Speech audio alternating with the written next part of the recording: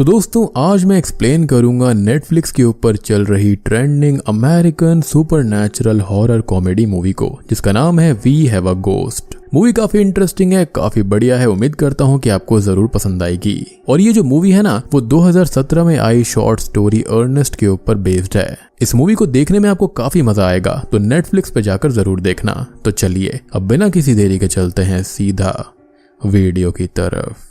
Movie की starting में हम देखते हैं घर को, जहां से एक फैमिली रात में डरते हुए भाग रही थी और उनके भागने के बाद में उस घर के डोर्स और लाइट्स अपने आप बंद हो जाते हैं। मींस ये घर हॉन्टेड है और यहाँ पर कोई भूत है। अब 1 साल बाद वहां पर आती है प्रेस्ले फैमिली, जिसके अंदर हस्बैंड फ्रैंक, वाइफ मेलेनी और 2 बच्चे केविन और फुल्टन हैं। अब फ्रैंक और मेलेनी, जिसको हम शॉर्ट में मेल बुलाएंगे, उसके पास में कुछ खास पैसे नहीं थे, इसलिए वो ये सस्ता घर ढूंढ रहे थे जिन्हें उनकी ब्रोकर ये घर दिखाने आती है, जो कि 1904 के आसपास का बना हुआ घर है। प्रिजर्वेटिव सोसाइटी में भी ऐड है, लेकिन इसके पैसे काफी कम है, जो कि फ्रैंक और मेल को अजीब लगता है। लेकिन ब्रोकर कहती है कि अभी इस घर का मार्केट डाउन है, इसलिए ऐसा है। हालांकि असली सच कुछ और ही था और हमें थोड़ी ही देर में पता भी चल जाएगा। इवन ब्रोकर को भी सब कुछ पता है, लेकिन घर बेचना है तो सच तो छुपाना ही पड़ेगा। अब फ्रैंक ये घर ले लेता है और सब लोग काफी खुश थे। बस केविन काफी उदास और अपने आप में अकेला सा रहता था और फ्रैंक से थोड़ा सा कटा हुआ भी, जो कि इस एज में होता ही है। और फ्रैंक अपने बच्चों के लिए फिर से फ्रेश स्टार्ट करता है, लेकिन उसकी फाइनेंशियल कंडीशन ज्यादा ठीक नहीं है, इसलिए चीजें जल्दी और आसानी से ठीक हो नहीं पाती। अब एक दिन केविन अपने रूम में सो रहा होता है कि तभी उसे एटिक से कुछ आवाज आती है और वो वहां पर उसे चेक करने जाता है, तो वहां पर रखी हुई चेयर अपने आप मूव करने लगती है और तभी एक गोस्ट उसके सामने आकर उसे डराने लगता है। लेकिन उल्टा डरने के बजाय केविन की हंसी छूट जाती है, जिससे गोस्ट भी शॉक्ड और उदास होकर वहां से चला जाता है। बेसिकली ये मूवी हमको शो करने की कोशिश कर रही है जो भी आजकल मॉडर्न हॉरर में दिक्कतें हैं, वहां पर इन सब चीजों को दर्शाने की कोशिश करी गई है।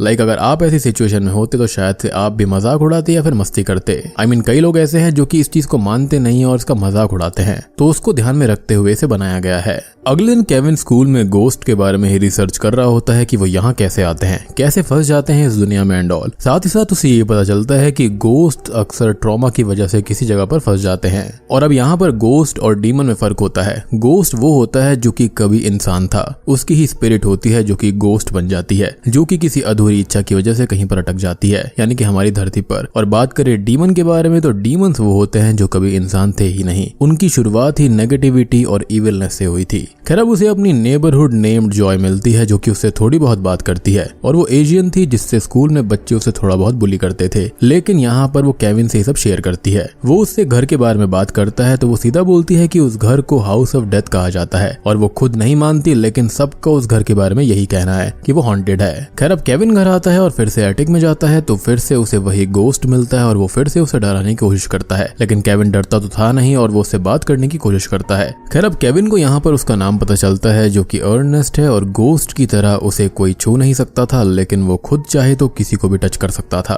और सबसे बड़ी बात ये थी कि वो गोस्ट यहाँ पर कुछ भी बोल नहीं पाता था, बस चिल्लाता रहता। और यहाँ पर केविन ने उससे इशारों में ही सारी चीजें पूछी थी और वो भी अपना सर हिलाकर या फिर इशारों में ही चीजें बता रहा था। अब अगले कुछ सीन्स के अंदर फुल्टन और फ्रैंक को ये पता चल जाता है कि इस घर के अंदर गोस्ट है, और वो तीनों आपस में प्रॉमिस करते हैं कि मेल को गोस्ट के बारे में नहीं बताएंगे। फ्रैंक उस गोस्ट की वीडियो लेता है जो कि केविन ने गलती से बना ली थी और उसे सोशल मीडिया पर पोस्ट कर देता है। अब उसे ऑनलाइन पॉपुलैरिटी और ऑनलाइन पैसे कमाने की एक अपॉर्चुनिटी दिखती है, और वहीं पर वो गोस्ट फुल्टन के साथ मस्ती करता रहता था। वहीं पर केविन उस गोस्ट के बारे में और पता लगाने की कोशिश करता है कि वो क्यों स्टक है और फ्री कैसे होगा। अब एक दिन फ्रैंक और फुल्टन उस अर्नेस्ट को बुलाने की कोशिश करते हैं ताकि और वीडियो बना सके, लेकिन वो ऐसे नहीं आता, सिर्फ केविन के गिटार प्ले करने पर वो आता था। और इस बार मेल भी उसे देख लेती है। वो फ्रैंक से ये कहती है कि उनको हॉरर मूवीज की फैमिली वाली गलती थोड़ी करनी चाहिए, जबकि पता है कि घर हॉन्टेड है तो वहां से वो लोग चले जाएंगे। लेकिन फ्रैंक उसको समझाता है कि उनके पास में पैसे नहीं है, जो सेविंग्स थी उन लोगों ने इस घर को ठीक करने में लगा दी और अब वो ऐसे नहीं जा सकते। और आजकल तो लोग गेम्स खेलकर कुछ भी वीडियो बनाकर पैसे कमा रहे हैं सोशल मीडिया पर, और उनके पास तो एक गोस्ट है, तो उनके पास तो सबसे बड़ा मौका है पैसे कमाने का। अब अगले सीन में अर्नेस्ट की क्लिप सब जगह फैल जाती है और वो पॉपुलर हो जाता है, उसके फैंस बन जाते हैं। उसके नाम पर टिकटॉक, रील्स और शॉर्ट्स बनने लगती हैं, डिबेट्स, रिएक्शंस होने लगते हैं, इवन उसके लिए राइट्स तक की बातें चलने लगती हैं, ग्रुप्स भी बन जाते हैं। अब धीरे धीरे अर्नेस्ट का गोस्ट और वो घर एक हॉट टॉपिक और काइंड ऑफ ए सेलिब्रिटी बन जाते हैं। साथ ही साथ फ्रैंक और उसकी फैमिली भी, जिनके घर के बाहर लोगों की लाइन लगने लगती है। घर में घुसने के लिए लोग कोशिश करने लगते हैं, जिससे फ्रैंक को एकदम सेलिब्रिटी वाली फीलिंग आती है। अब अगले सीन में केविन अर्नेस्ट के बारे में पता करने की कोशिश कर रहा था, उस घर की हिस्ट्री निकाल रहा था, जिसके अंदर जॉय उसकी हेल्प करती है और सर्वर हैक करके उसको बता देती है कि अर्नेस्ट शेलर ने अप्रैल 5, 1965 को यह घर खरीदा था और दिसंबर 15, 1971 में बेच भी दिया, लेकिन उसके मरने का कोई भी रिकॉर्ड या फिर डेथ सर्टिफिकेट कहीं पर भी अवेलेबल नहीं है। अब केविन घर आकर अर्नेस्ट के गोस्ट को इस घर में मिलने वाली पुरानी चीजें दिखाता है और उससे पूछता है ताकि उसे कुछ याद आ जाए, लेकिन अनफॉर्चुनेटली उसको कुछ भी याद नहीं आता। खैर, वो दोनों घर के बाहर की भीड़ को देखते हुए बात करते हैं, जहाँ पर अर्नेस्ट पूछता है कि केविन उसकी मदद करना क्यों चाहता है, जिस पर वो कहता है कि वो यहाँ पर फंसा हुआ है और किसी को भी स्टक होना अच्छा नहीं लगेगा। और इस मोमेंट तक वो दोनों एज अ फ्रेंड काफी क्लोज आ गए थे। अब अगले सीन में फ्रैंक अपने घर पर एक सेलिब्रिटी गोस्ट मीडियम को बुलाता है, जो कि असल में नाटक करती थी और आजकल लोग सच से नहीं दिखावे से पॉपुलर होते हैं। और उस लेडी जूडी को भी यही लग रहा था कि फ्रैंक कोई अच्छे खासे प्रोडक्शन से ये सब फेस गोस्ट वाली चीजें कर रहा है, लेकिन तभी अर्नेस्ट यहाँ पर आता है और उसकी बात पहले ही केविन से मस्ती करने की हो गई थी, तो वो जूडी और उसके क्रू को हॉन्ट करके वहां से भगा देता है। अब अगले सीन में फ्रैंक केविन के ऊपर गुस्सा कर रहा होता है कि उसने अर्नेस्ट से कहकर चीजें बिगड़वा दी, लेकिन तभी फुल्टन उसे लाकर लैपटॉप दिखाता है, तो उनकी उस हॉन्टिंग वाली वीडियो के ऊपर मिलियंस में व्यूज आ गए थे, वो भी कुछ ही मिनट में, जिससे फ्रैंक बहुत ही ज्यादा खुश हो जाता है। अब उसको पैसा, पॉपुलैरिटी और ऑफर्स भी मिलने लगते हैं और फुल्टन भी पॉपुलर होकर काफी खुश था। इवन पॉपुलर तो केविन भी हो गया था, लेकिन उसे इससे ज्यादा फर्क नहीं पड़ता, क्योंकि उसका मेन मकसद यहाँ पर अर्नेस्ट को आजाद करवाना था। अब उसे जॉय मिलती है, जिसने थोड़ी बहुत रिसर्च कर ली थी और वो एक आदमी का आईडी कार्ड देकर बताती है कि इसका नाम है अर्नेस्ट शेलर और यही वहां पर था। और केविन बताता है कि ये तो घर वाला अर्नेस्ट नहीं है, इसलिए डेथ सर्टिफिकेट भी नहीं है। और जॉय कहती है कि इस अर्नेस्ट से उस गोस्ट अर्नेस्ट के बारे में उन्हें काफी कुछ पता चल सकता है, एज वो लोग एक दूसरे को जानते होंगे। अब केविन घर आकर अर्नेस्ट से इसके बारे में बात करता है और वो उसे घर से बाहर चलने का बोलता है, जिस पर वो कहता है कि वो स्टक है, लेकिन केविन उसे कोशिश करने का बोलता है और वो घर से बाहर निकल भी जाता है, लेकिन वहां पर जो भीड़ होती है वो उनके पीछे पड़ जाती है, जिससे वो लोग थोड़ा भागते हैं। फिर अर्नेस्ट खुद को इनविजिबल कर लेता है। अब वो लोग अर्नेस्ट शेलर के बार में जाते हैं, जहां पर वो तो नहीं मिलता, लेकिन एक पिक्चर मिलती है जिसके अंदर अर्नेस्ट के साथ यही गोस्ट था और ये पिक्चर तब की थी जब वो जिंदा था। अब वो लोग वापस आने लगते हैं कि तभी अर्नेस्ट के गोस्ट को रास्ते में एक बच्ची दिखाई देती है, जिससे उसे खुद की बच्ची के विजन्स आने लगते हैं और वो उस बच्ची के पास में जाता है, जिससे सबको ये लगता है कि वो उस बच्ची को हार्म करने के लिए बढ़ रहा है और उस बच्ची की माँ अपनी बेटी को वहां से ले जाती है और अब ये क्लिप भी वायरल हो जाती है। अब इधर फ्रैंक के घर एक lady paranormal researcher doctor Leslie आती है, जो कि कहती है कि वो CIA के साथ 20 साल से एक पैरानॉर्मल शो करती थी, जिसके अंदर उन्हें पैरानॉर्मल बिहेवियर चेक करना होता था और उनको ऑर्डर दिया गया था कि रियल गोस्ट को ढूंढकर कैद करने का, लेकिन वो सब ज्यादा दिन नहीं चला था और फेलियर होकर बंद हो गया। लेकिन जब अर्नेस्ट मिला तो वो चीजें फिर से शुरू कर रहे हैं और वैसे भी गोस्ट फ्रैंक और उसकी फैमिली के लिए खतरा बनी जाएगा, क्योंकि वो डेंजरस होते हैं। साथ ही साथ वो गोस्ट केविन के ज्यादा करीब है, तो उस पर खतरा ज्यादा है। लेकिन उनकी बातों पर यकीन ना करते हुए फ्रैंक उसे गुस्से में घर से निकाल देता है। अब यहाँ पर मतलब पंगा ये था कि कोई अर्नेस्ट नाम का एक और व्यक्ति है जो कि बाहर जिंदा है और यहाँ पर एक दूसरा अर्नेस्ट है जो कि मर चुका है। अब यहाँ पर दो ही चीजें हैं, या तो जो जिंदा व्यक्ति है वो अर्नेस्ट है या फिर ये मरा हुआ भूत है। अब लेस्ली यहाँ पर अपने CIA हेड के पास में जाती है और उनके पास वही क्लिप भी थी, जिसके अंदर सबको ये लग रहा था कि अर्नेस्ट उस बच्ची को हार्म करने वाला था और वो इसके सहारे वारंट पास करवा लेती है। इधर फ्रैंक केविन पर गुस्सा कर रहा होता है कि वो उसे बाहर लेकर क्यों गया था, वो उनके लिए अपॉर्चुनिटी है पैसा कमाने की, अच्छी लाइफ पाने की, जिस पर केविन नाराज हो जाता है कि वो अपने बारे में ही सोच रहा है जबकि उन्हें अर्नेस्ट की हेल्प करनी चाहिए। अब इधर लेस्ली अपने गोस्ट हंटिंग वाले वेपन्स तैयार करती है और एक वेपन से भरी हुई टीम के साथ फ्रैंक के घर में ब्रेक इन कर जाती है। हालांकि उसे अर्नेस्ट नहीं मिलता, क्योंकि वो केविन और जॉय उसके बारे में पता करने के लिए अर्नेस्ट शेलर के घर जा रहे थे, जो कि थोड़ी दूरी पर था। अब तक सुबह भी हो जाती है और वो लोग एक स्टोर पर रुकते हैं और दूसरे शहर की नंबर प्लेट होने की वजह से वहां पर पुलिस उनसे पूछताछ करने लगती है और उनको अरेस्ट करने ही वाली होती है, लेकिन अर्नेस्ट उनको बचा लेता है और अब वो लोग वहां से भागकर जैसे तैसे खुद को बचाते हैं। उनके पीछे 3-4 पुलिस वाली कार्स करती हैं, लेकिन लकीली वो लोग बच निकलते हैं और रात के समय एक होटल में स्टे करते हैं, जहां पर केविन और जॉय आपस में बात करते हैं और केविन जॉय को न्यूज के बारे में बताता है कि सब जगह ये न्यूज है कि अर्नेस्ट ने उनको किडनैप किया है और जॉय वापस घर चली जाए, अदरवाइज उसको जेल हो सकती है। जिस पर वो कहती है कि उसकी लाइफ जेल की तरह ही है और उसके डैड ने उसकी लाइफ डिसाइड की है और वो केविन को छोड़कर नहीं जाएगी। और केविन भी यहाँ पर अपने और उसके डैड के बीच आए डिफरेंसेस के बारे में बात करता है।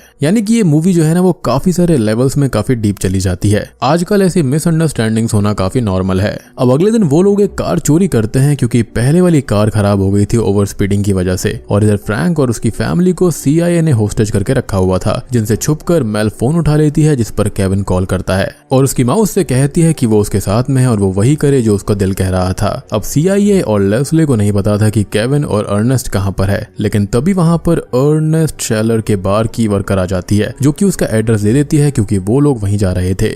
अब केविन, जॉय और वो भूत वाला अर्नेस्ट रियल अर्नेस्ट शेलर या फिर फेक के घर पे पहुंच जाते हैं, जहां पर थोड़ी बहुत बात करने के बाद में वो बताता है कि वो उसका दोस्त रैंडी है। जी हाँ, यानी कि वो अर्नेस्ट नहीं बल्कि रैंडी है, जिसकी वाइफ असल में अर्नेस्ट शेलर की ही वाइफ रमोना की ही बहन थी, जिनकी एक बेटी भी थी। और अपनी वाइफ के जाने के बाद में रैंडी टूट चुका था और शराब की लत भी लगा चुका था। वहीं पर अर्नेस्ट और रमोना के बच्चे नहीं हो रहे थे, तो वो लोग यहाँ से वहाँ घूमते रहते थे। और एक दिन उनके घर रैंडी आया था अपनी बेटी जून को कुछ दिन के लिए उनके पास छोड़ने के लिए। उसको कहीं बाहर जाना था, लेकिन वो तब भाग गया और कभी भी वापस नहीं आया। जिस पर केविन बोलता है कि वो भागा नहीं होगा, कोई हादसा या फिर एक्सीडेंट हुआ होगा। और अर्नेस्ट यहाँ पर बोलता है कि रैंडी एक बुरा इंसान था जो कि अपनी बेटी से दूर भागता था, क्योंकि उसकी कार सेल पर उसने डाल दी थी, वॉच भी कहीं पर बेच दी थी और शराब पीकर वो मर गया होगा। हालांकि इन बातों पर केविन को बिल्कुल भी यकीन नहीं होता। और सबसे बड़ी बात कि रैंडी यानी कि अर्नेस्ट या जो भी है उसको कुछ भी याद नहीं था। अब तभी वहां पर CIA और लेस्ली आ जाते हैं और अर्नेस्ट को कैद कर लेते हैं। अब वो लोग उस भूत को एक फैसिलिटी में लेकर जाते हैं जहां पर CIA हेड का प्लान उस पर एक्सपेरिमेंट करने का था। लेस्ली रैंडी से बात करने जाती है और इमोशनल हो जाती है क्योंकि उसने अपनी लाइफ में पहली बार सक्सेसफुली गोस्ट को देखा था, जिसको रैंडी संभालता है। और वो समझ जाती है कि सभी गोस्ट बुरे नहीं होते, उल्टा इंसान ही अपने मतलब के लिए चलता है, क्योंकि उसके हेड को रैंडी से कोई मतलब नहीं था, बल्कि वो तो सिर्फ उस पर एक्सपेरिमेंट करने वाला था।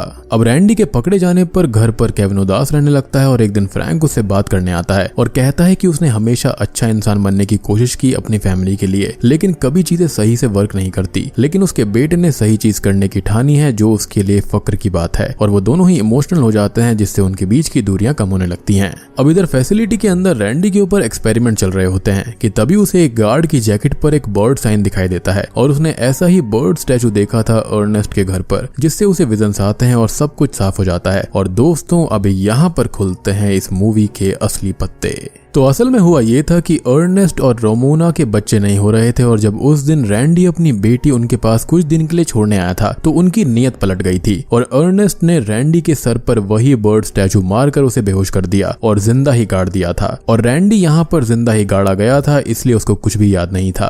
अब इधर केविन के घर पर अर्नेस्ट उसको और उसकी फैमिली को खत्म करने आता है, क्योंकि रैंडी के गोस्ट के जरिए उसका 50 साल पुराना वाला काला राज खुल जाता और वो केविन को मारने ही वाला होता है, लेकिन फ्रैंक उससे लड़कर उसको बचाता है और खुद घायल हो जाता है। अब केविन और अर्नेस्ट एटिक में पहुंच जाते हैं, जहां पर अर्नेस्ट केविन को खत्म करने ही वाला होता है, लेकिन तभी रैंडी का गोस्ट वहां पर आ जाता है, जिसे फैसिलिटी से भागने में लेस्ली ने ही हेल्प करी थी उसकी अच्छाई को देखते हुए।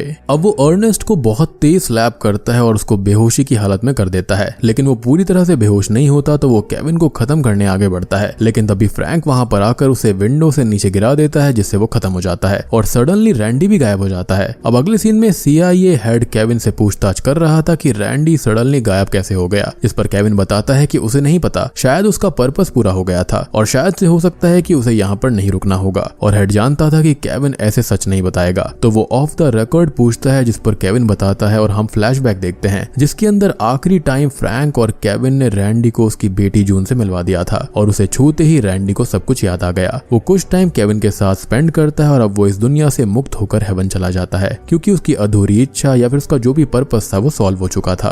मूवी के एंडिंग सीन में हम घर के एटिक के अंदर जॉय और केविन को देखते हैं, जहां पर अब फ्रैंक के साथ केविन के रिश्ते भी अच्छे हो गए थे। फ्रैंक का काम भी अच्छा चलने लगा था, यानी कि यहाँ पर रैंडी के आते ही या फिर कहीं जाते ही सब कुछ सही हो गया और जॉय से भी उसका रिलेशनशिप शुरू हो चुका था। लेकिन उसे पल पल रैंडी की याद आया करती और उनके एटिक से जाते ही हम लाइट्स को फ्लिकर होता हुआ देख पाते हैं। मीन्स की शायद से रैंडी द गोस्ट वापस आ चुका था, या फिर शायद से ये अर्नेस्ट का ही भूत था जो कि अपनी अधूरी इच्छा पूरी करने के लिए वहां पर आया था। और बूम, इसी के साथ में we have a ghost movie यहीं पर खत्म हो जाती है। तो दोस्तों ये थी नेटफ्लिक्स के ऊपर ट्रेंडिंग चल रही एक super natural horror comedy film we have a ghost movie की कहानी। उम्मीद करता हूँ कि आपको ये पसंद आई होगी। इसके अंदर वो सारी चीजें बताई गई हैं जो कि एक गोस्ट मूवी के अंदर किसी को भी नहीं करनी चाहिए। इस मूवी को यहाँ पर मिक्स्ड रिव्यूज मिले हैं लेकिन मोस्टली पॉजिटिव ही हैं और मुझे भी मूवी काफी इंटरेस्टिंग लगी। आप चाहो तो इसको जाकर जरूर देख सकते हो। तो वीडियो पसंद आई हो तो लाइक कर देना, चैनल के ऊपर नए हैं तो सब्सक्राइब कर लीजिए। तो मैं आप सबको मिलता हूँ अगली वीडियो के साथ में, तब तक के लिए।